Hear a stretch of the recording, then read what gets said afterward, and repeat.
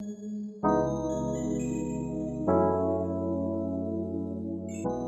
had settled in at our site for the night. We were on the coastal trail there, which is very long. It's a pretty popular one. It takes 6 days to complete, end to end, 6 or 7. But we'd settled into our site there. It's kind of this nice little peninsula looking out onto Lake Superior. Like really beautiful, really untouched area. But it was a nice night. Like we got there, obviously we're so stoked to just start a fire, cook dinner, and then sleep.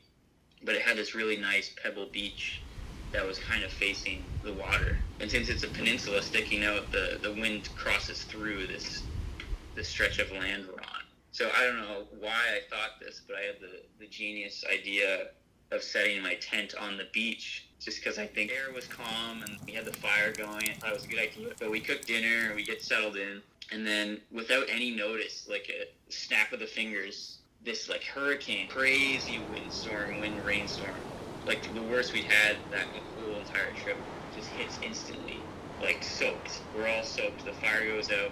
We both run back to our tents, but mine's on the beach and it's facing the current basically. So I'm getting like whipped with rain as I'm running to it. And by the time I get in, I'm like soaked head to toe. So obviously that's not a good situation. It still gets pretty cold at night. So I had to kind of strip down when I'm in my tent and just, bundle up with my sleeping bag. But it was a violent storm. It was very loud.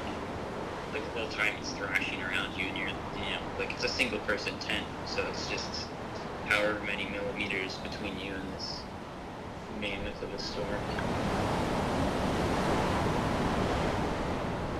So I did manage to fall asleep, but I guess my body temperature dropped pretty low during the night because I kind of woke up in a frenzy at 3 a.m. just wearing underwear, like nothing else. Still a little wet, and then I just couldn't take it. Like you kind of get to this point where you're that cold and freezing that your body won't let you sleep. I'm exhausted, I'm really tired. Been walking all day, but your body won't let you close your eyes because it's just so uncomfortable and unbearable. So I had to find some other warmth. And we had left all our stuff. We bear bagged it way out on the mainland, away from this peninsula, up in a tree. And I think I had just my pack was there, so my extra clothes were there as well. So I had to unzip my tent and then run off the peninsula onto the mainland here and climb this tree, just in my underwear, trying to get some clothes.